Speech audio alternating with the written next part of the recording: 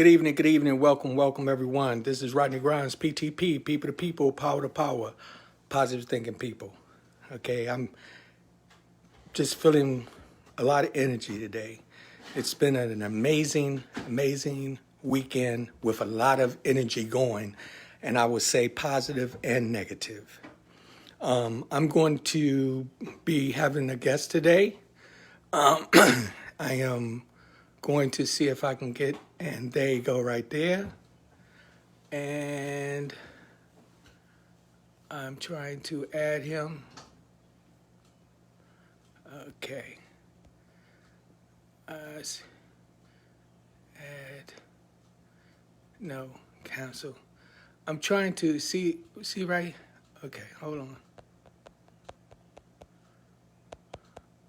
I see Mike is there, but I'm trying to add him.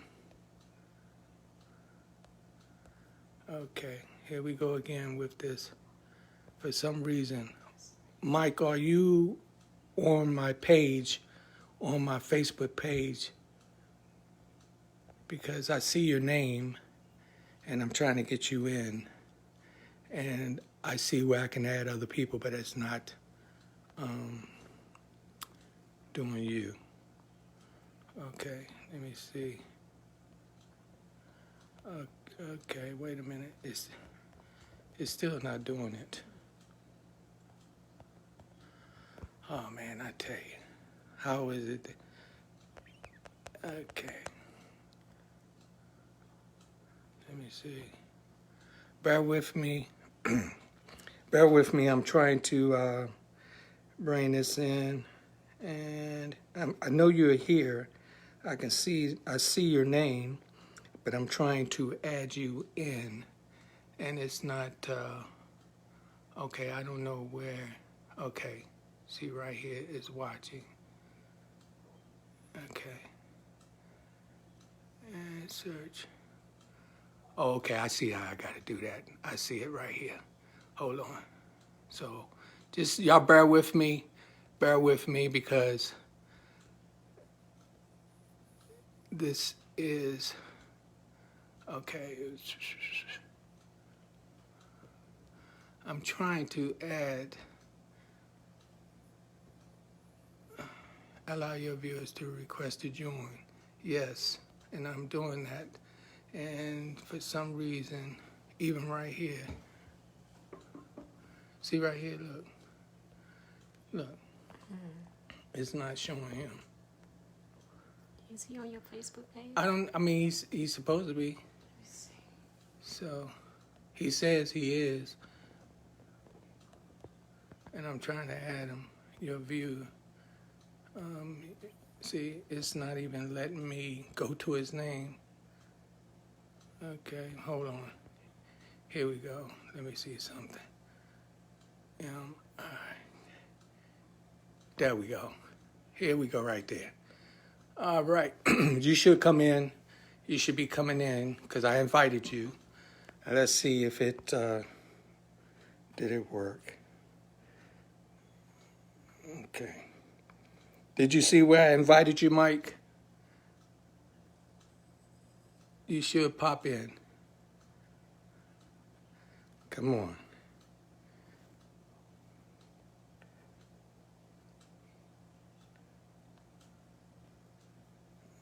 This is not. Didn't come in? You didn't come in. Okay. I'm still trying. Y'all hanging there with me because it's saying that he is there and he is watching, and I'm trying to add him in. And when I go to, I invite, and here he goes right here, and I sent the invite, so he has to accept it because I sent it.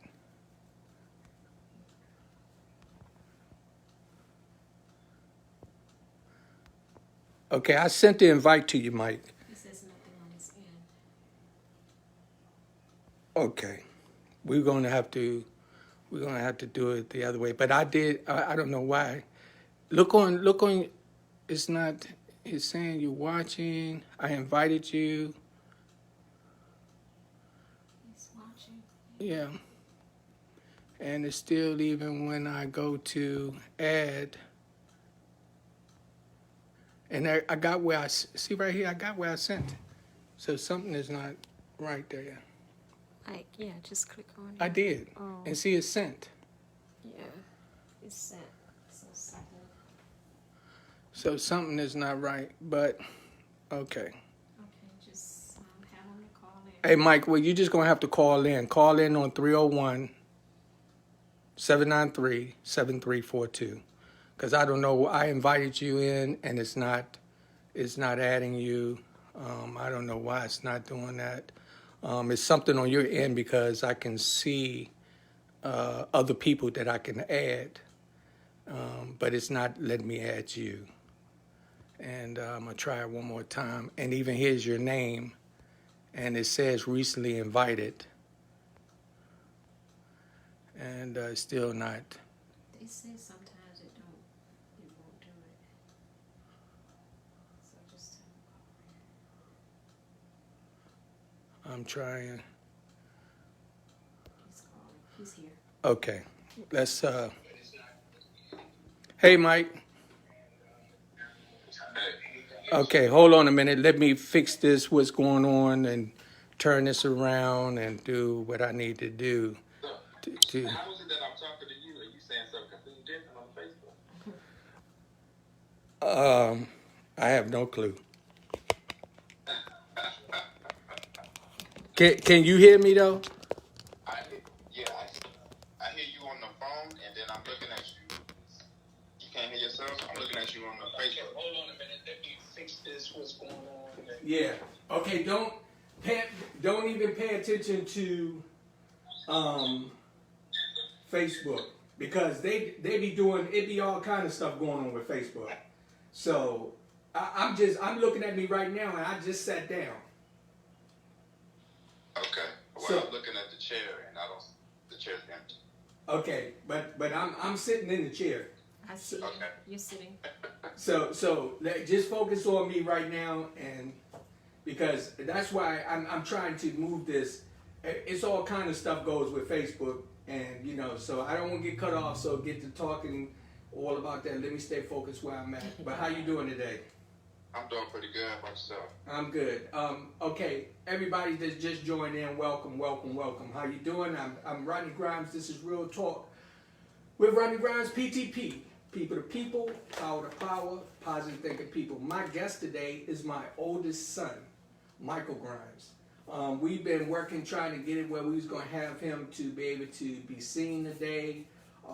Just recently, I'm not understanding why it's so much going on with Facebook. Why, some days you'll be able to do things, and some days it just don't work.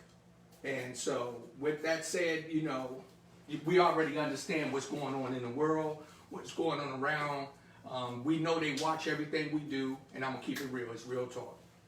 So, Mike, I really wanted you to join in because, first of all, I just enjoy our conversations that we have when we be talking about everyday life, things that's going on.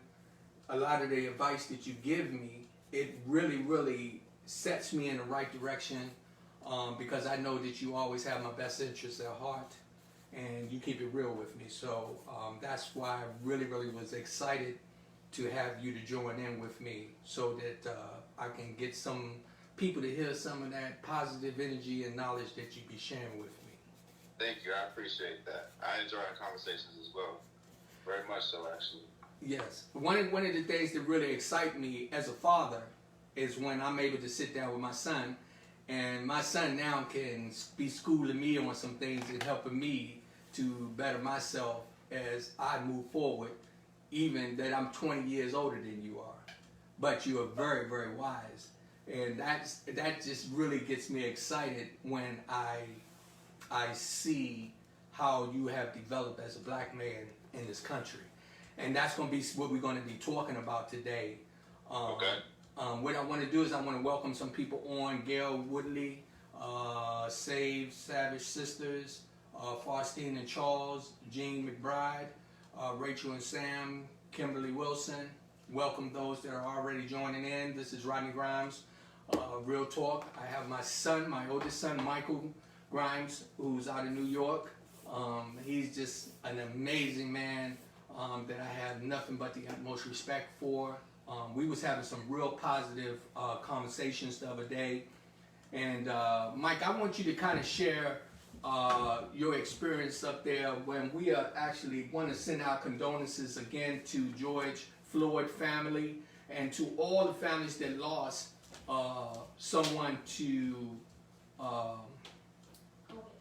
no, not from COVID, from some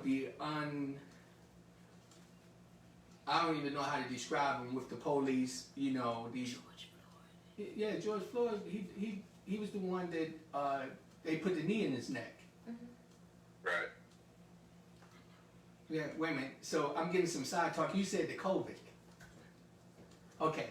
Anyway. So y'all, they was protesting up in New York over the weekend, correct? Yeah, correct. Actually, they're protesting right now. It's been happening for about 4 days now. I actually went out Saturday and I protested. I was out all day, and honestly, particularly the young people are upset. People are they've had enough. It's a lot of unrest happening.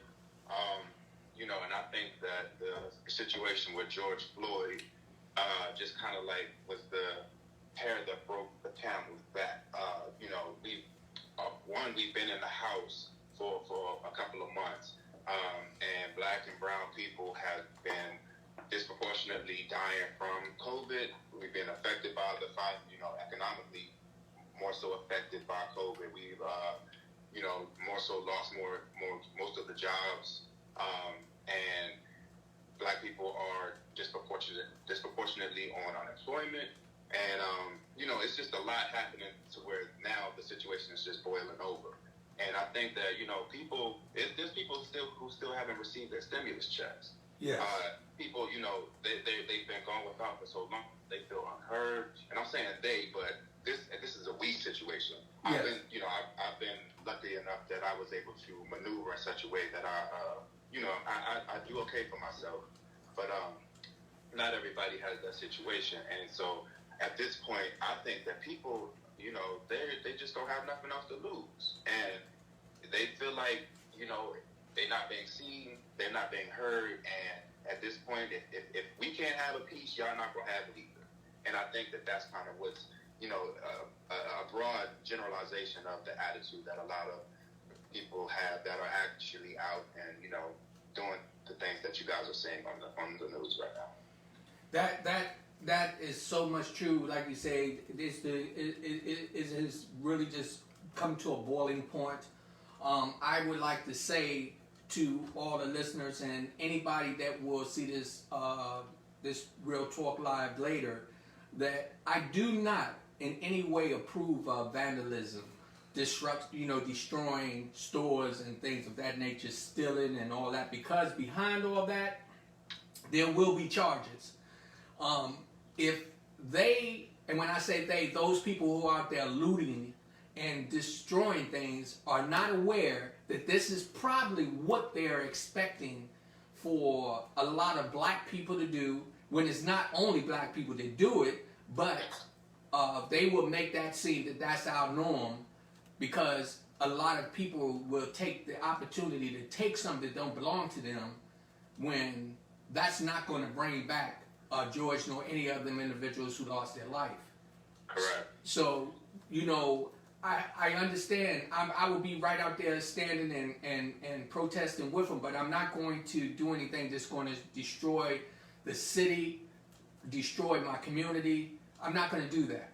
And so, you know, being that you are, you're younger than me, much younger than me, but at the same time you're a man, and so you see things from a different perspective. How do you perceive that when you see that disruptive behavior going on? I feel, honestly, I have moments where I feel conflicted, because I do know that that's not the proper way to express yourself, but also on the other hand, I understand that these people, it's raw emotion, and sometimes raw emotion doesn't look pretty. And so, and to a point that you made, I was out Saturday, and we was at a rally, and it was peaceful. A couple of hundred people, maybe a good 500 or 600 people. It was peaceful. Everybody's getting along, and so the police started to accumulate, and they wanted people to disperse. Now, first of all, being able to protest is a right that every American has. It's in the Constitution that we are able to protest. So generally, the police are just supposed to stand back and make sure that the crowd and everyone else is safe, and sort of just let it happen. But what they did was they actually shot tear gas into a peaceful crowd because people would not disperse. They wouldn't move, or they wouldn't move fast enough. And so that caused everybody to, run. People, if it was a situation where people could get trampled. I've seen some people get hurt. I actually seen this young lady get hit with a rubber bullet, and come to find out that, she, had to go to the hospital, and primarily will be losing an eyeball, will be losing her eye based off of that. And what I start to notice is that I've actually seen that a lot of times in these groups where they're protesting, the cops, the police will put agents, undercover people that's dressed in regular clothing. And so one thing about my generation, we got a tool. The cell phone and the internet is a remarkable tool if you know how to use it. And so what happened is that people started to notice that there are certain people in a crowd, and if you look closely, you can kind of see the imprint of the vest, the bulletproof vest under the clothing, and they'll have a white band on around their arm. And so this is actually so they can recognize each other, undercover police agents. People started to catch on because you take pictures and then you see there's different people and they all have the same sort of thing happening. Then that you start to put two and two together. And so literally, while there is when people start to get frustrated and unrest start to happen, people start to march and running around and all that. You'll see I've seen a good 5 of them come and they start piling up bricks, and in locations, and they piled up bricks on the side of a building, bricks that weren't there. There was no construction happening, and so you're looking at that and it's like, that's weird. You're just dropping all bricks, and then I'm able to, I watch. I don't really talk much, so I'm much more of a watcher, and in my mind of things, I'm trying to piece together what's happening. And these people literally were given ammunition. They want you to pick these bricks up and be destructive. They want you to mess up the neighborhood and to do these things, so that further gives them a cause to use the force and the brutality that they already kind of want to do and already are doing in the first place. And so when you start to see things like that, it's like you got to play smart. We playing checkers and the enemy is playing chess. And one thing about African Americans, black people, and Latinos, black and brown people, we're emotional.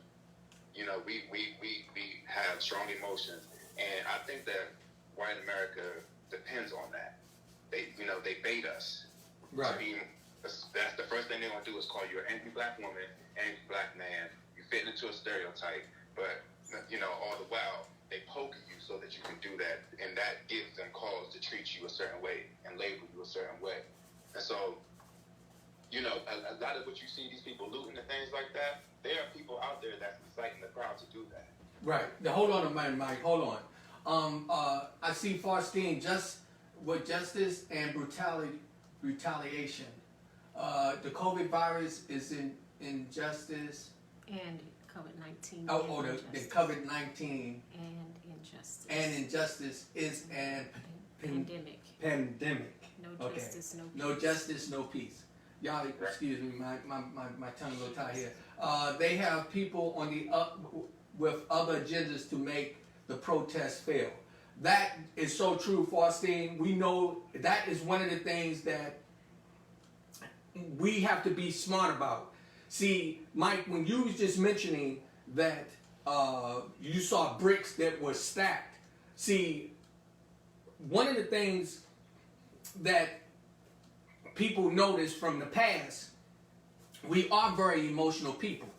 And so when you get us to a point and get us backed up against the wall, then we do start to come out, and we come out ready angrily to prove a point.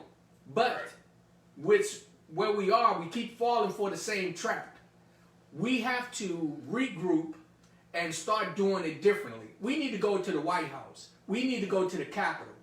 We need to go as a group of black people in this country, not tear up the city, but we need to go to the White House, to the Capitals, and go and let them see us do this without damaging anything. Because that gives them the room to divert the real issue. Right. And we fall for it every time. Now, I know you're not that young, so you got a lot of people that's younger than you. You being the wise man that you are, you see things differently. But when we was talking over the weekend, I started from different perspectives, because I know that back in the day with individuals with us, they used to come out there sicking dogs on you, hitting you, beating you, videoing it, and they still do it more so privately. They don't do it in very, very, very large crowds, because they know now a lot of black people, especially the young ones, got guns, and they don't want them to start shooting. But they do want them to disrupt and start a lot of trouble. Hold on, because I'm going to be reading some of these comments, because people are commenting on this conversation. Okay. There are other races standing with us as well. And how did you see that out there? Was it a lot of white people that were participating in the march? Yes, absolutely. I would say half of the crowd is white.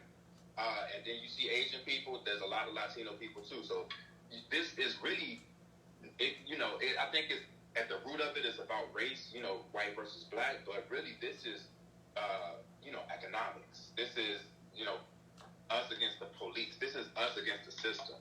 The justice system is broken. It's flawed. And I think that more so than ever, now other races are able to see that firsthand. But because again, this tool that we have, the cell phone, which allows you, everybody got a video camera in their hand, in their pocket.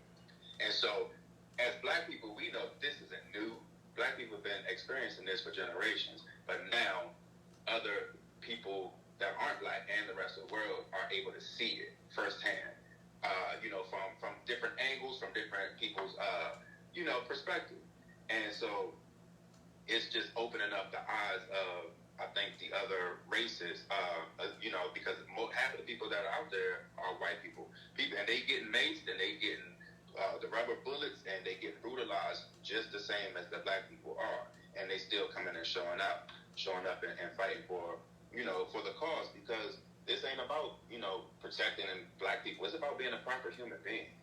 It's about humanity. Yeah. So I'm reading what Keena was saying about Trump said he is getting ready to dispatching the military, strictly enforcing the 7 p.m. curfew. He's threatening the instigators. You know something? You're right, Keena. They don't even really want this resolved. This is where we've fallen into this. This is something that was planned even before. So we already knew, first of all, the government don't have no problem with getting money from you. They can move like this to get your money. So when they was putting out these checks and nobody was really getting them, they sent out enough so some people would say, yo, yeah, I got mine. But how many, you could be in a group of 20 people, only 2 or 3 people got it. Right. So of course the frustration started building up, and it built up to a point where people are like, they hungry. You going in the stores, you can't even get Lysol. You can't get wipes. You got people running in the stores for just something that simple. Let me see. Trump used one of the sayings in the 60s when riots were out: looting and shooting threats. He's in, what's that? He is an empathy asshole. Yeah. Okay. Some things I can't repeat. You can write them, but I can't repeat them. Trump is not seeing the unrest of what is going on about injustice to blacks. Let me tell you something. I'm reading. I'm making it clear. I'm reading what people are saying. Okay? So, we already know there's an agenda. That's what we know. We can all agree on that. Every American, black, white, brown, yellow, whatever, red, we know there's an agenda. If you sit back and really pay attention, then you'll see what they want us to do. They want us to get panicky.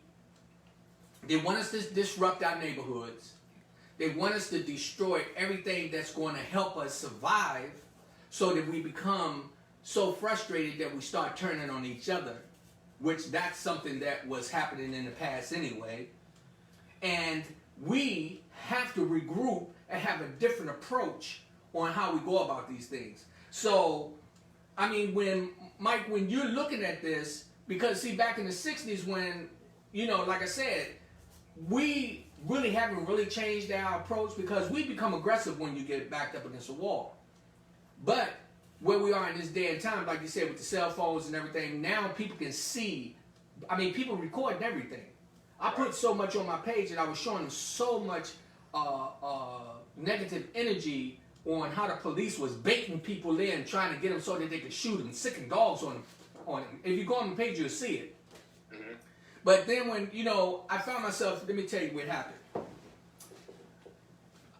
I thought about you. I thought about you being in New York. I got very emotional at the table. That was one of the reasons why I called you. I did a short live the other night because I couldn't stand anything happening to you.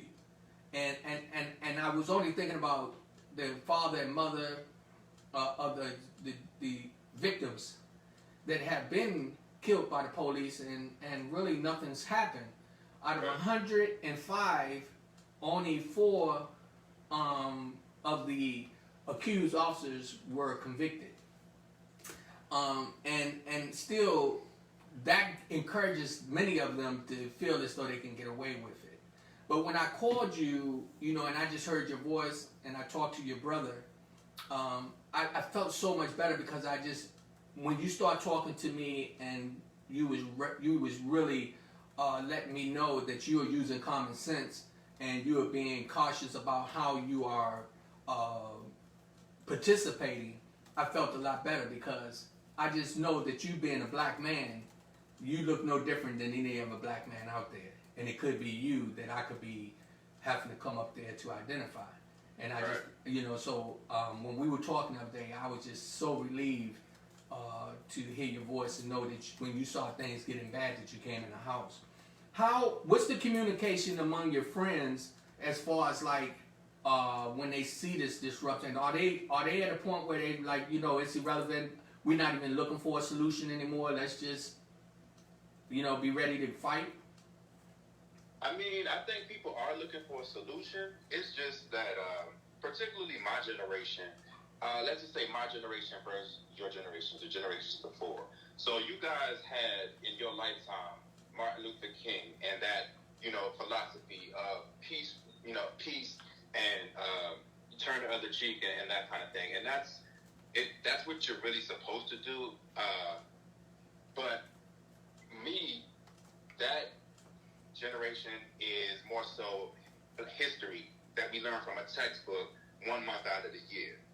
And so for me, the people that I saw with my own eyes and experienced in my lifetime in terms of, I guess politics for black people, is Tupac, Public Enemy, Fight the Powers That Be, or, rap music, hip hop. Rap music is aggressive and it's straightforward. So my generation, we got a saying that we say amongst ourselves.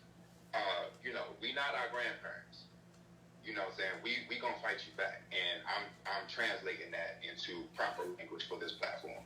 But and what that means is that there's no way that I, can fathom sitting at a bar or in some restaurant and let somebody pour coffee down my back. And being able to sit in my peace for the sake of a movement. Or letting somebody shoot me with a water hose or anything of that nature. We just don't have that. Again, that's history. It's not, it was very important that happened, and it was proper for that time frame. But my generation, we are just not, we're more so Tupac versus Martin Luther King, if this translates better, more so Malcolm X than Martin Luther King. And so people are less afraid to be aggressive towards somebody that's being aggressive towards them, particularly the police. Yes. Again, let me welcome Bernice Carter, Bonnie, Keena Holmes, Janet Royals, Magna, Redding, James Hayes, Felicia Harrison, Sharon McDonald. Welcome, everyone. This is Real Talk with Rodney Grimes. My guest tonight happened to be my oldest son, Michael Grimes, whose firsthand has been a part of the demonstrations, not violently, but he's been observing them, and him and I have been just talking about these things over the phone, and this is going on in New York, and so it's been amazing being able to have this conversation with you, Mike, because you are giving me a different perspective when I'm sitting back watching the news, and the news can filter your brain to make you think one thing, and then when you're actually seeing it, because now what you was explaining to me about when you see stacks of bricks out there, looters ain't gonna go stack the bricks out there. Right. That's not gonna happen. So if you're seeing stacks of bricks put in certain places, that's done on purpose. Mm-hmm. I remember a while ago, I was talking with some gentleman, and we were talking about, and this was some people from out of New York. They was telling me this was some way before you was born. They said they remember they was on a basketball court, and this is when the cocaine was becoming real heavy in the neighborhoods. They said this white van came up by the basketball court, and they just parked it. And the van sat there all day, and eventually the window was left down. They looked inside the van, and inside the van was guns. So all the guys that were there, they just started grabbing the guns. So now you have a lot of young black males in their neighborhoods carrying weapons. Mm-hmm. Now the guy that told me that was a very, very positive gentleman who I trust and believe what he said. And he said, Rodney, it was amazing that they weren't just little guns. These were guns that could do damage. Who would come into a black neighborhood and leave a van with guns like that? What would be the purpose? The purpose would be the bricks that you saw sitting on the side of the road, sitting there for people to get, for their energy to get tampered with, for them now to start to commit a crime. When the real crime was committed by the police officers and many others, and now they want to make us be not the victims, but they want us to be the ones that they can accuse. Right. Because that changes the narrative. Exactly. It changes the narratives. And so, Faustine, those other cops who held George Floyd down will face charges. Floyd family received an independent, what's that? Autopsy that proved that Derek Chauvin murdered him by strangulation. They would have to upgrade the charges to first-degree murder, and those other two cops that held him down, and the one that was complicit. Okay, look, this is what we're talking about. They knew what was going on. I'm sure. I'm ex-Marine. Let me tell you something. So when we train, and any Marine that's or any military person that's watching this can tell you, when we go to boot camp, they train you. They don't train you to break a leg and leave them there. They train you to kill them. Okay? And my point to saying that is, with the police, when we start to see them acting in the manner that they do, I believe that they are being trained somewhere along the line not to be servants to us for the public, but to disrupt us and to intimidate us, bringing bodily harm. And a lot of them have adapted that attitude. So I know it's not something that every person to think in his mind, I just want to go kill a black person, and every white person is saying that. I think that sometimes after a while it's been fed to you so that these things will happen. I'm gonna throw something at you. I want to know how you feel about this.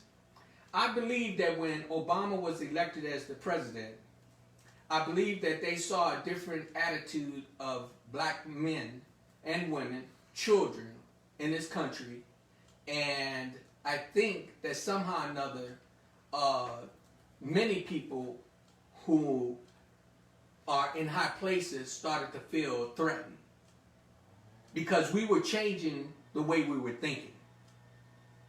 How do you feel about that?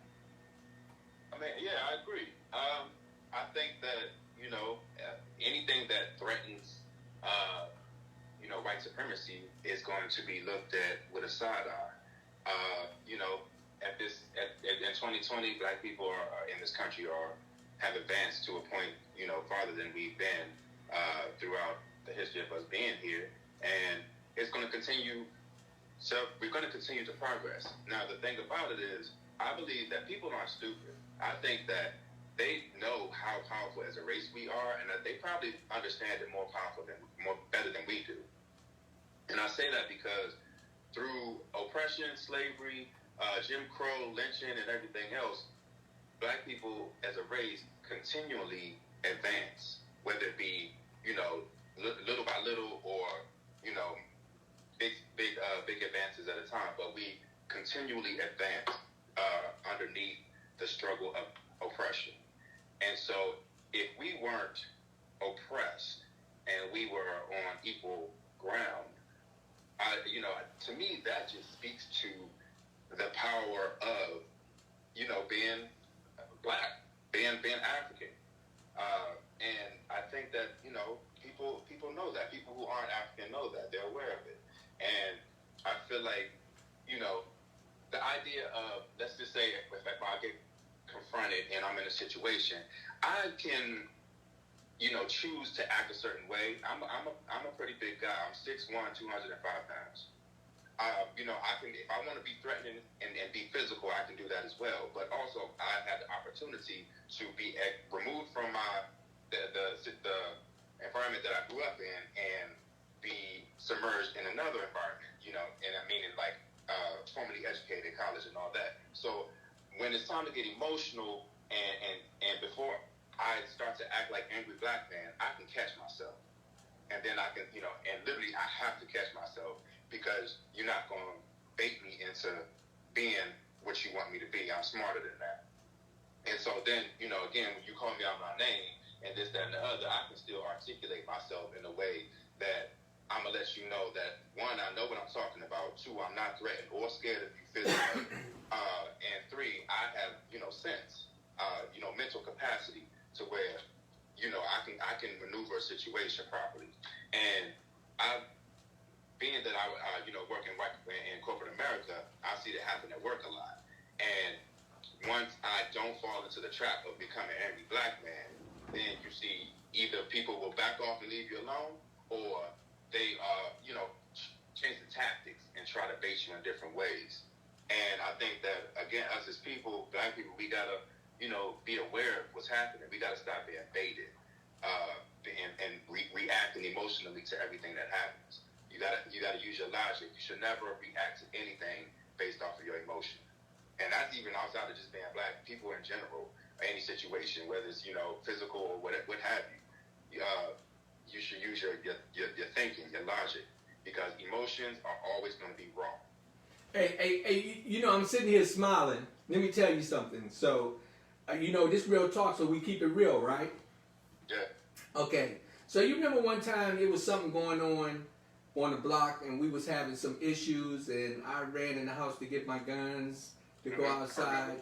And you remember what you told me? I remember the situation. I couldn't tell you verbatim what I said, but I can tell you, generalize it to the point of what I was trying to get across. Well, let me tell you what you told me. You said, Dad, stop letting them control you. You let them push you up against a wall where you'll go running out there with your guns, and all you're gonna do is end up getting in trouble or even get killed. Right. Don't let them control you. You control yourself. You remember telling me that?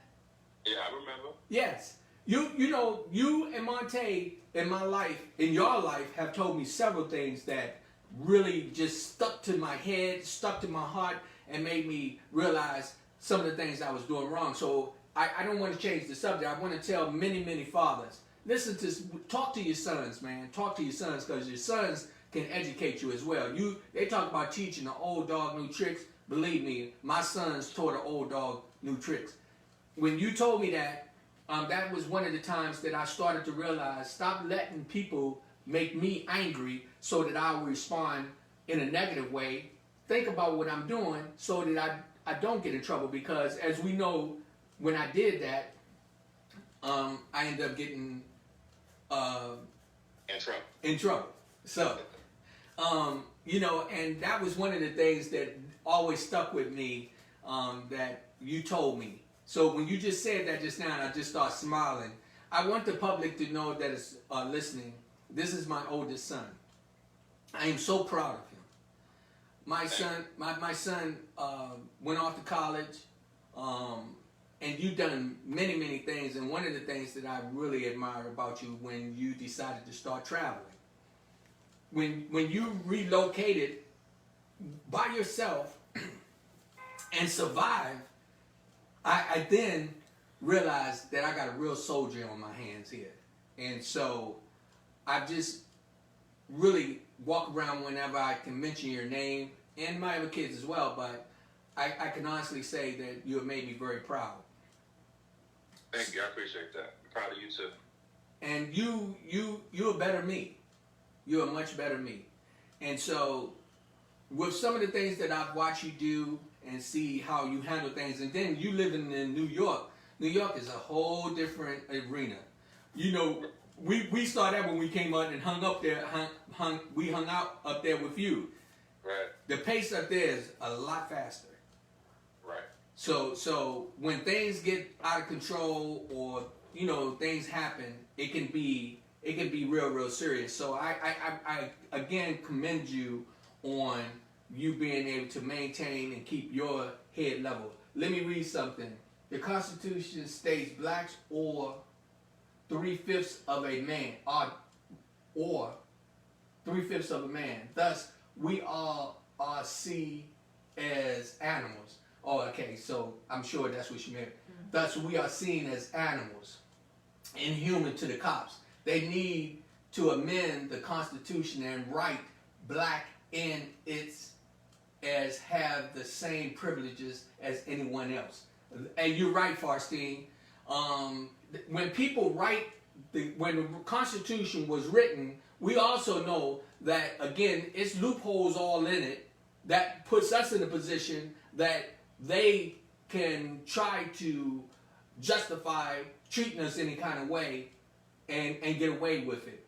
Kim says, I must say that during my training and touring with the MPD in the 80s, there was nothing in the training or now the violence that black men were killed. You are not trained to kill unless someone has a weapon to harm you or others. These tactics are not taught. Okay, this is a personal decision of the officer's actions. Some officers are angry that people know their rights. This is why I try to tell people we need to educate ourselves. They want us to stay uneducated. Kim, I remember, you know something that just triggered my mind. I remember when you were involved with the police department. And you know something, this is something we all should pay close attention to anyway. We already know, I was pulled over by some cops not long ago, and their energy, they wanted me to be aggressive. They wanted me to be scared. They wanted to find something so that they could try to intimidate me and harass me. But I kept my cool and realized, you know, once I get away from that situation, I can go on. It stuck with me and it still sticks with me today. A child shall lead themselves. Gold, Michael. Hey, that was sent to you, Mike, from Kenya. I appreciate that. That's right. Again, this is Real Talk with Rodney Grimes. Here we are. My special guest today is Michael Grimes, my oldest son. My son went off to college at a young age. Start traveling halfway around the world. I can say that because he done called me from Germany, London, and some more places. And it was funny when I was like, "Where you at?" And when you tell me you was out of the country, I was like, "Oh my God, that's my man." I'd like to welcome Derek Smith, Mark Durek, Vicky, my sister-in-law, and Boris Dancing. Hey, how you doing, Boris? Welcome, my brother. Welcome. So again, our topic today, you know, we're in a situation where the law is not really set for us, and so you know we're not getting treated properly. We're not being shown the proper respect, and so with that, that was one of the reasons why I was so panicky the other night when I called you. Because I know that you are law-abiding citizens, like many other people. But pushed up against the wall, you could be put in a position where people will assume that they had the right to treat you or body slam you or do something when that's not necessary. So when, you know, talking to you and knowing that you see this, it makes me feel a lot safer to know that, you know how to defuse it to a point where you don't allow them to put you in the trap. Right. So what would you tell some young guy, 20 years old, who say, "Look, I don't care nothing about what they're talking about right now. All I want them to know is that I will burn this place down if they do not treat me better." What would be your response to him? I mean, I guess the best way I can speak to that is that then what? After you burn the place down, then what? Yes. What's left? Then what? I mean, if you got a plan to rebuild and restructure, if you got a plan to move forward and burning the place down is a part of that, then go for it. I'm with it. I'll help you burn it down. But we're not just going to do that blindly. Because when the place burned down and it's on fire, and then the ashes and rubble are left, that's all we got left, and we got to live in that. So, you know, I'm not gonna sit here and say that that's wrong to do that. You know, what I think about why these people burning places down, and these other races come in our neighborhoods. And excuse the noise. I live in New York City, so this is normal. You can hear the car horn, but I live in New York City. But a lot of people. Other races will come and they will create and establish businesses in black neighborhoods, and then will serve you with an attitude or serve you from behind bars, or you know, halfway want to be decent to you and respectful to you, and they only see you as a dollar, and they come and take our money, and they don't feed back into the neighborhood that is feeding and funding their business, and so a lot of times when people loot and they be like, "Why you gonna burn down your own community, this, that, and the other?" It ain't with the idea we gonna burn down our own community. It's they burning down businesses that ain't feeding, that's just taking $1 and ain't feeding back into the community. These people, you know, and these people got insurance. The insurance gonna rebuild the company, this, that, and the other. But you know, I can't sit here and be and point blame at the brother for being upset, because I'm upset too. And if I get back into a corner, you know, backed up enough to where sometimes you got to use your aggression. Some people only understand aggression. So, to answer that question, if homeboy got a plan, a contingency plan, after we burn the place down, and we got a real live plan to rebuild and restructure and move forward, then I'm with it, and I'm gonna help you do that. If we don't got a plan in place, then it's futile. It makes no sense, and we just gonna have to live in the rubble. And then what? Yes. That's what we as a people have to do. We have to start analyzing our actions. I always tell people action causes a reaction. Not all the time should the reaction be without thinking, because you then could put yourself in a position, almost like a person who literally want to start a fight with you. You kind of wondering if they don't know you, why would they want to do that? They have some kind of little agenda behind it. Now, you can actually surprise them and mess around and kill them, and then now you're going to jail for murder when they started it. Right. I learned a long time ago, a white guy pulled up on the side of me, and he put the finger up at me. So I followed him. And I followed him to a point where he had no other choice but to pull over. And then he started to apologize, and it was other people saw me when I came out because I was trying to bust his window and everything. But they saw me as the aggressor. And now that I had him cornered, he became a little different with his attitude. So I then learned that a lot of times when we are baited out to do these things, we have to stop and think. Because this is what's going on in this country right now. They already know people are hungry. They know people are dying. We got people, man, you can't even go to your family members and help them. They go to the hospital, they tell you can't come in there. Why can't it be your decision to go in there to be with your family member if they're dying? How can they tell you you can't go in there to watch what they're doing? When we know what they're doing to us outside in the public, Lord knows what they're doing to us behind closed doors.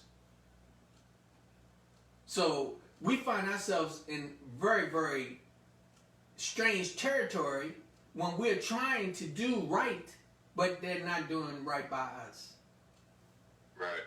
Let me see. We don't have any communities. We make everybody else rich and don't support our own. Blacks spend trillions of dollars to make other races rich. And Faustine said, Mike, you hit it on the head. You know something? That's one of our biggest problems. We do not support each other. We don't help each other grow. One of the things with this platform, and I'm glad you said that, Faustine, let me tell you something. I do this because I'm trying to get us where we are sharing information to help us to be a better people, help our communities, get our kids. My sons, my daughters, all of them, all my kids, I'm not being funny because I'm talking my biological ones right now. I already know what I instilled in you. I know that y'all are survivors. I know that y'all know about going forward. And that's something that y'all seen me do, and I watch y'all to this day, which makes me so proud. We trying to put ourselves in a position where we are our own CEOs. We are our own bosses. You know, where we're going to open the door and be able to go to our communities and say, look, we can hire you, and put us where we're starting to take that money and have that money circulate right back into our homes and into our futures. And I see that in my kids. So, I mean, that's something that I'm very, very proud of. You know, that I learned, being, again, able to be removed from my environment and placed in an environment with other people, other races, and other people of other economic statures. Jewish people, Asian people, they recycle their dollar within their community a good 13 times before it leaves to go into another race's pocket. And then you can go down, white people do it they recycle their dollar about 6 times. And Hispanic people do the same thing. They will go the extra mile to shop from a Latino store versus a store that's not Latino. And so it seems like we're the only ones that have not acquired that mindset yet. I think it's coming. People are starting to catch on, but I think, to that point, these other races get taught financial literacy. They get taught how to maneuver and manage credit. They get taught how to maneuver and manage money. Things that schools should teach us, but schools don't teach us that on purpose. But they learn that in the household. They get taught that in the household. And, as we go forward, we have to learn to teach our children the things that the school systems don't. Because the white parents teach their kids that. The rich teach their kids that. And that's where we're lacking. And it's just about, you know, you got to have a sense of community. That, you know, we haven't caught on to that yet.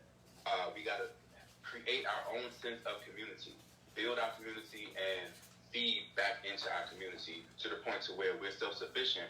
And then we ain't got to be mad about trying to, like, you know, please give me a space at the table. Please let me get this. Please let me get that. You know what I'm saying? Enough of please. We need to create our own table, just like every other race do. Create our own table, our own businesses, our own economics structure, and then we become self-sufficient to where we ain't got to be mad when we can't go into the bank and get a credit loan or a business loan, because if we should be able to go into a black-owned bank and easily get a credit loan or a business loan. But 9 times out of 10, there are banks that are black-owned and black-employed, but most people will put their money faster in Bank of America and, you know, Citibank and so forth and so on. Nothing wrong with that, but at the very least, you should have an account at a black bank. You know, and again, it's just a mindset of what's missing in our community versus other communities. And then we kind of get frustrated because it looks like other people come here and they're able to establish certain things quicker and faster than we are. And, you know, some of that is true, but also they're not up against as much as we are up against. But the quickest way to fix that is just for us to build our own so that we don't have to depend on the white bank to fund our business.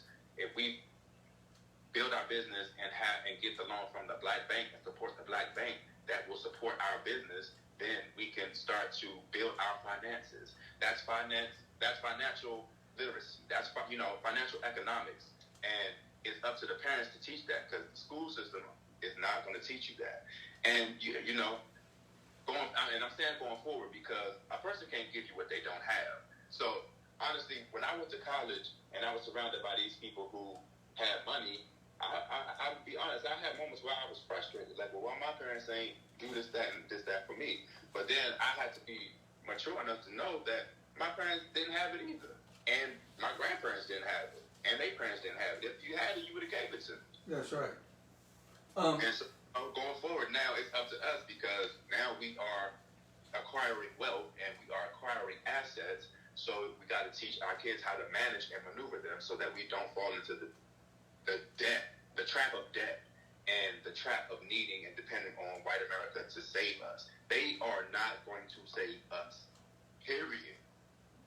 And we have to realize that. Let me welcome Angela Brown, Catrice Edwards, David Odom, Michael Wireman, Dane Riley. Welcome, welcome. This is Real Talk. Rodney Grimes. My guest tonight is my oldest son, Michael Grimes, located in New York City. I am so proud to have him on with me tonight. I would like to ask my guest, please hit share. The conversations that we're having tonight is very much important that we share this information because this is affecting all of us. And in this country, one of the things that I realized, we have a lot of good white people, we have a lot of good black people, we have a lot of good Asians, we have a lot of good Hispanics. But we also have those negative individuals on the other side. But it's going to take the positive thinking people to make the change. Sometimes, you know, my grandma always said you can take a negative and turn it to a positive.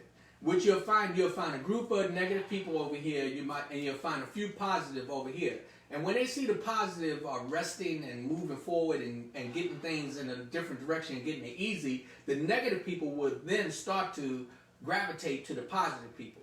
And so that's why we have to start teaching our children. We got to start at home. We got to start educating our kids. I'm talking about from 5, 6, 7, 8 years old. One of the things that we know in this country, hey, white America been doing this. Black America, we have to do it. We can't get mad because they are doing it. If it's working for them, it'll work for us. So we have to make those changes. Faustine is correct, and as you said, Rodney, we will go to the black business for a discount, but won't ask discount from Chanel, Gucci, Stop giving your money to these people. Our black celebrities are a bad example, putting fashion and expensive cars, but don't show how to invest your money. We have to educate and show our young people that should be education.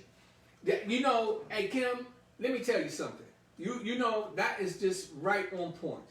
And I personally know Faustine, so I've had these conversations with Faustine. We sit down as groups and we talk about things that help us to change our way of thinking.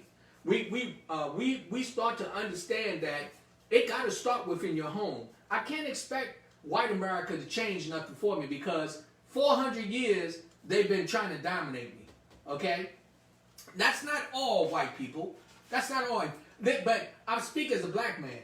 Now, the bad part is that I can go in a black neighborhood and get robbed faster than I can get robbed in a white neighborhood. That there is mind-boggling to me that we have become pretty much the enemy within ourselves. So we got several battles that we got to fight. We got to fight the battles among each other versus the battles that we've been fighting for 400 years. And I want to say this. I'm not an Afro-American. I'm a black American. I don't know, to each his own, but if anybody talking about they're Afro-American, I want to know when you've been to Africa. That's what I want to know. When you've been there, and if they dropped you over there, where would you go? How would you maneuver yourself? Because in the United States, where you are born and your home, you can find your way back to your grandmother's house if they dropped you off 3 days riding. You'll find your way home. But they dropped you off in the bushes in Africa, you're not going to know where to go. I don't understand it.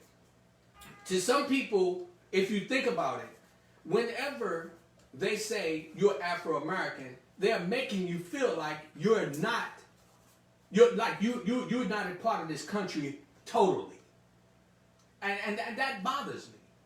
I'm a black American. I'm not an Afro-American. Now, to whoever want to believe that, that's fine. And I don't mean no disrespect to anybody. But I just want you to think about it. When you go look at the papers and you fill out, you'll see on there says white. Not white American. It says white. And then it'll say Afro-American. I remember we was having something about the censors that were being sent out a long time ago. Many of us were saying, I'm not going to sign that. And then they start putting white, black. And when they did that, I felt better doing that because then I know I'm representing my ancestors that were brought here as slaves. 400 years? 400 years of slavery. Let me tell you something. Most of our ancestors don't live past 90. So that means you got at least 3 generations, maybe 4. Okay? Maybe 5 that have put their sweat and been buried in the grounds of this country. What would make them Afro-Americans? The ones that came from Africa 400 years ago, you could say that. But you talking about the generations after, 2, 3, those are not Africans, those are Americans. So we need to think about that because that's part of the mental control that they have over us. We're feeling like we're not even really supposed to be here. We are. We're supposed to be here. I'm a black American. Now, I don't have nothing against my ancestors that from the past that originated from Africa. I don't have a problem with that. But ask half the white people that you would talk to, ask them where their grandparents from. They'll start talking about Ireland and Germany and this and that, but that's not how they're treated in this country. So, what I'm telling you, this is really, really something we have to pay attention to. And we have to really start educating ourselves right here in our own homes. We got to do this. We got to start our own businesses. We have to support each other. I ask everybody that's right now just listening, hit share. Share. We need to share the information.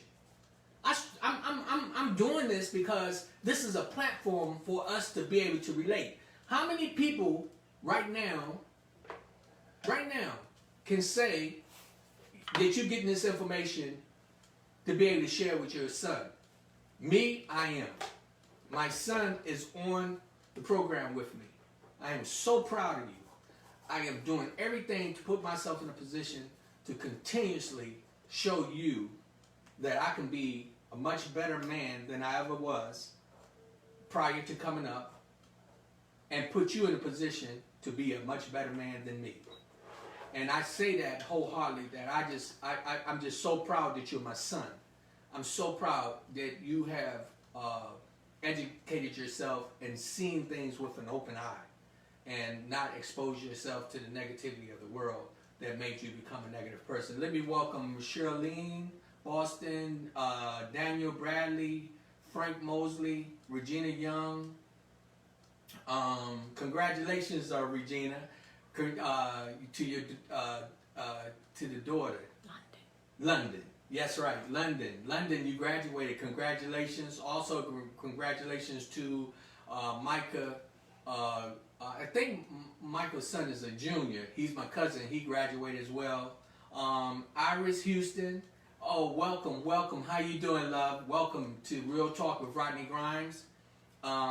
We got Iris Thompson, and we got Hayward Henry. Okay, or that Howard Henry. Again, this is Real Talk with Rodney Grimes. My guest is Michael Grimes, my oldest son. He's located up in New York, and I'm just very, very proud, you as a black man, that you are very positive thinking, and I consistently take my hat off to you. I see Daniel Bradley said, because we'll never learn how to love ourselves first. You know, Daniel, you're correct that as well. We've been taught to hate darkness. We've been looking at our nose and said they're too big, and our lips was too big, and all these things. These things was thrown at us to make us believe that we were ugly, but that's not true. We are beautiful, and we come in all shades, sizes, and colors. And when we start to embrace the beauty that God has given us and start to look at each other with a smile, we'll start changing the attitudes that we have. It says everyone should have their display as a race American,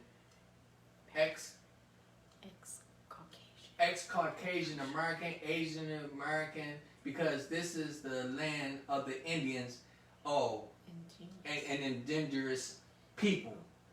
When they say we need to go back to Africa, they should go back to Europe. Hey, that's why I'm trying to tell you. That's why me personally, I'm not a racist. I'm not. I'm telling you. I mean, I love all people, but I have to speak as a black man. And when I listen to my son, I realize my son has to talk as a black man. He's just happened to be more educated than me, and I don't have a problem with that, because one of the things that I've tried to do as a father, I may not did the best job, but I tried to establish a sense of independence, a sense of standing up for yourself, walk with pride, and you don't need a gang to make you become a man. We do that standing on our own. And that's one thing I can say proudly about my boys, that I know that y'all do that. So, you know, Mike, you are an amazing young man. Again, it's a lot of people don't know how talented you are. My son, he what did you go to college for, if you don't mind me asking? Computer graphics, graphic design. Yeah. Guess who taught me how to navigate through a lot of this? My son. I do computer graphics, and I ain't had a day of college. But when my son around or my daughter, all I do is gotta ask them. My son, actually, if you see my logo PTP, my son designed that many years ago, and we have a reason behind it, which was real powerful. That I'm not going to put that out there. Not at this time. I would like that when I got all of y'all together. But my son actually designed PTP. That's his design, and I love it with all my heart. Mike, you again are an amazing, amazing young man. Not just because you're my son, but more so because you are too. Because I'm just able to walk proudly and feel very comfortable knowing that you are trying to do the right thing and that you're smart enough to establish yourself. Would I be out of line if I was to tell people that you have your own business? No. Can you share that? Can you talk about your business? Sure. So actually, I share a business with my brother. It's a clothing line called Savage Gods. We're still in the phases of building it up. But primarily, like I said, me and my brother we came together to formulate a business, something that we can, If you mentioned something from the Bible that God gives us all talents, and our job is to, notice what your talents are, and if you notice what your talents are, then that will lead you towards what you're supposed to do in life. The easiest path towards what you're supposed to do in life. And so I just kind of, kept that in mind. And I appreciate you saying those nice things about me and all of that, but I do want to say that I'm not just this on my own. I'm this because, I'm able to travel and go to places where I don't speak the language, and I'm able to eat and survive and live and hang out and meet friends and do these things because, of you. And me and my brother started a business because we seen you start your business. I'm able to, have sense about myself because my mother raised us right, like to, be respectful of your elders and be respectful of women and carry yourself appropriately. My mother used to say, whenever you leave the house, make sure you look appropriate because you never know who's watching, and there's always somebody watching. I remember being before I was a teenager, a preteen, a little kid, and Mama told me, stand up straight, don't slouch over. And I used to be ashamed that I was tall. I grew tall faster than everybody in my class. And she'd tell me, stand up straight. And when she was saying this to me, I didn't know what she was talking about, but she literally, and I'll never forgot it. And I had to be maybe 11, 12 years old, but she said, everything that you hate about yourself now, people gonna love you for when you get older. And so literally when I was younger, I hated that I was tall, that I was dark-skinned, that I got a big nose, and, and to this day, these are the things that I get complimented about. And, it didn't resonate that kind of the meaning behind what she was saying until I got older, but, now I get it. So, again, I say that to say thank you. I appreciate, you making me sound like a saint, but I'm just a man. I'm just regular. And I'm the accumulation of all the things my parents gave me, my grandparents gave me, even my cousins, like your first cousins that are my second cousins. I'm able to take care of myself the way I do because I done seen my cousins do it. I've seen my parents do it. I'm able to be strong and come here and move away from all my family and live with my own because I've seen my mother take care of us, and I watched her do it. And so now I've got those skills of how to manage and maneuver bills and keep my lights on and, all that kind of stuff. And Mama talking to me and building up my confidence and building up my self-esteem. So thank you, but it's not just me. It's by far not just me. Well, I can't sit here and take that like it's just, I just fell from heaven. Well, I know that you my son, so I know you didn't fall from heaven because I know we got another side to us too. So I know that. But reason why I say that because as your father, I am proud of you. I'm proud of the man and the choices that you made on your own. Yeah, we established some things growing up. Your mom was an amazing mom. We separated when y'all were young, and she did a fantastic job raising y'all and making y'all positive young men. When y'all were in my presence, of course, you always saw me. I was always trying to hustle and do something, but I was trying to do it legally.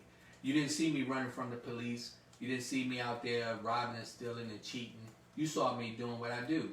Right. With the cameras, you saw me putting on shows and doing events. And also, you also aware that I left and joined the Marine Corps. I joined the Marine Corps at 17 years old. And a lot of people didn't know this, I was in the Philippines when you were born.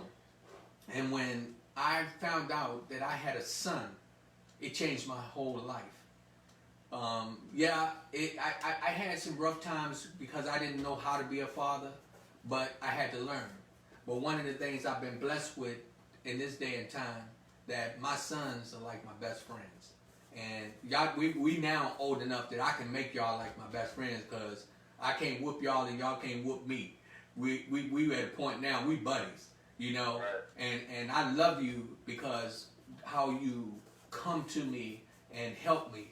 I want to say that before we go. I was in a very, very stressful state of mind not long ago, and both of my sons came and got me on my birthday.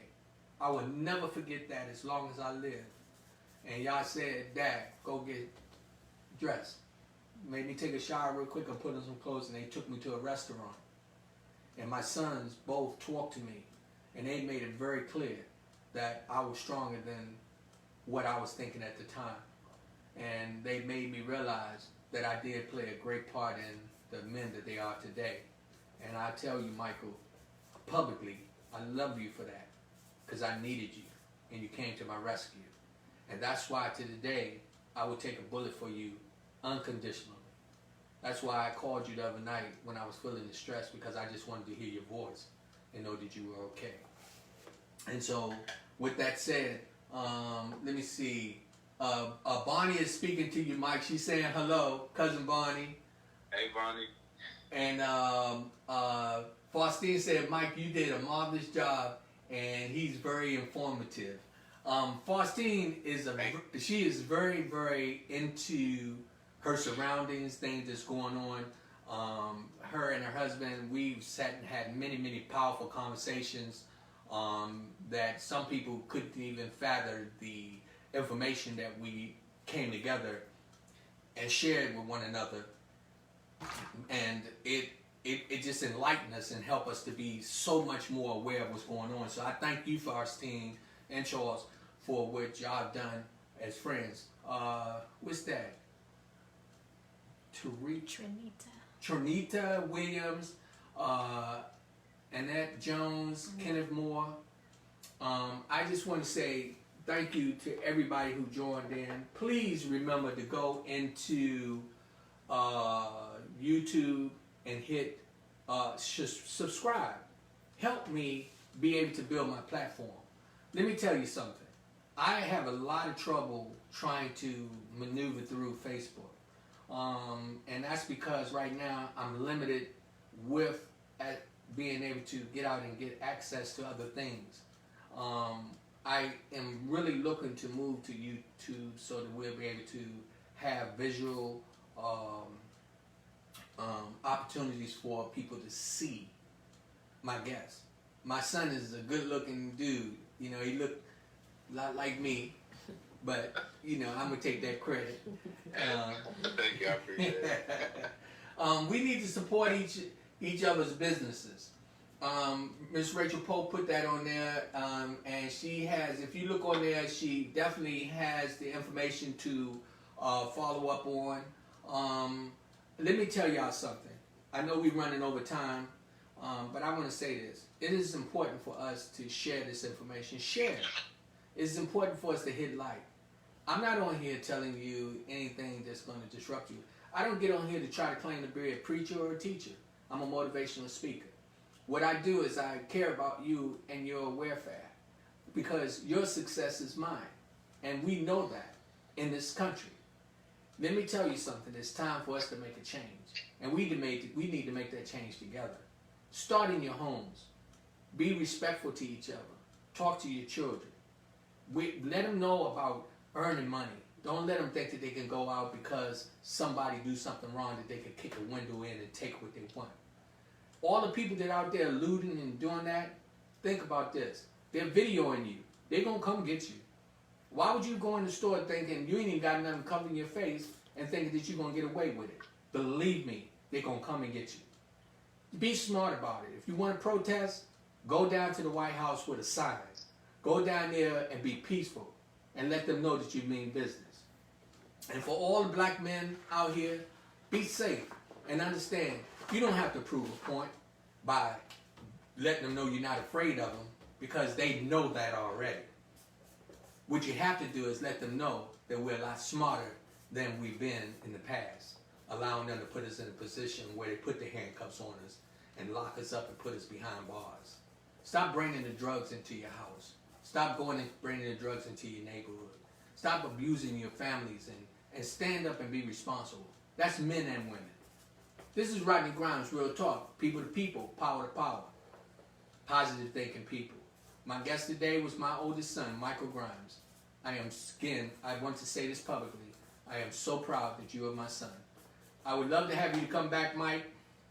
And I want to thank Rachel for being, it said Rachel for us being a winner last night on your show. Oh, and Rachel, please post the information.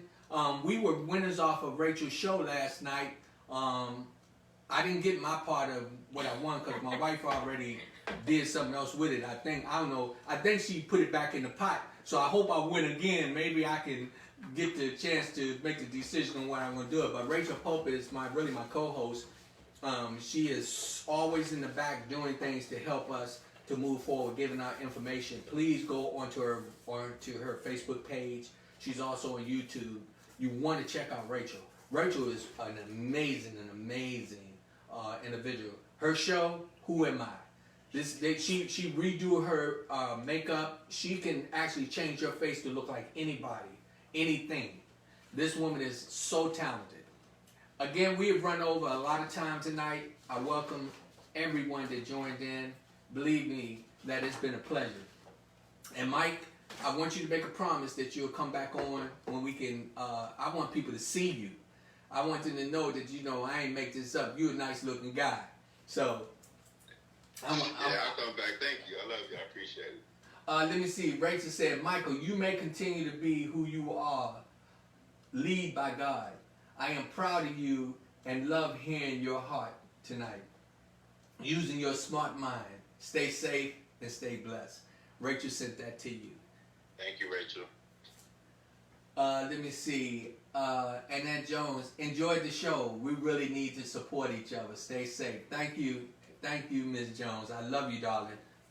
Peace and blessings to you. Remember, hey, look, it's PTP, people to people, power to power, positive people. If you help me, I can help you. People to people. That's how we do that, right?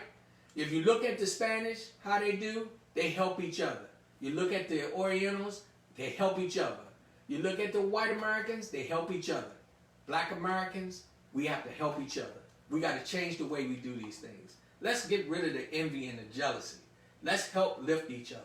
I was listening to a young lady, Brandy Wallace. She was on my show not long ago. I was listening to her today. I'm going to throw this out there, because I am my brother's keeper. She has a show, she's on Facebook Live, and it's going to be every Monday at 12 noon.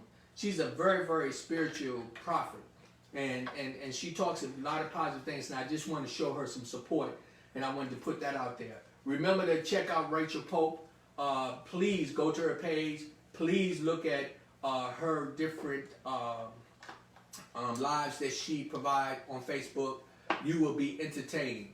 I'm telling you. She's almost like your personal godmother. She always got something to give you. If it's not by knowledge, she give it to you by a blessing. And I just thank her so much. Hey, Rachel, make sure you post that on the page. Hey, Mike. Yeah. Let's keep on handling our business again. And let me tell y'all something. I saw one of y'all sweatsuits. That joint is beast. I love it. So I am going to purchase mine. And like I told you, when we get a chance, do your stepmother over here say she want one too? Do y'all have sweatsuits for women too? Yeah, we're working on that too. We're actually going to reorder some more, but we're going to start working on women's clothes as well. Okay, well, remember, I already talked to your brother, so please put mine aside. Okay. I got my money, so I ain't asking for nothing free. I'm supporting black businesses. You understand what I'm saying? I got you. So, please, any information you can put on my page so that people know how to get to you and order your product. Let's start putting it out there so we can let people know that we got to help you move forward. Let me see. Okay, I see everything is there. Man, really, this is something. God bless everybody. Hey, Mike, I love you. I'll call you later, okay? All right, love you too, Bob. Okay. Real talk. Rodney Grimes. People to people. Power to power. Positive thinking people. Yo, let's stick together and make things happen in a positive way. Let's don't find ourselves where we're letting people take us to jail for going out here disrupting the community by robbing and stealing and hurting our own selves by being on camera for them to come back and arrest you later. It's not worth a pair of tennis shoes or a refrigerator or even a microwave. Be smart about what you're doing. We don't want to be killed by the police. And guess what? The police don't want us out there trying to kill them. I tell you, it's on both sides that we got to make the difference. Please, if you know anybody out there that's doing that, put a bug in their ear and tell them, say, look, that's not the way to protest. You want to protest? Put a shirt and tie on, go down to the courthouse, and let them know you mean business. God bless you.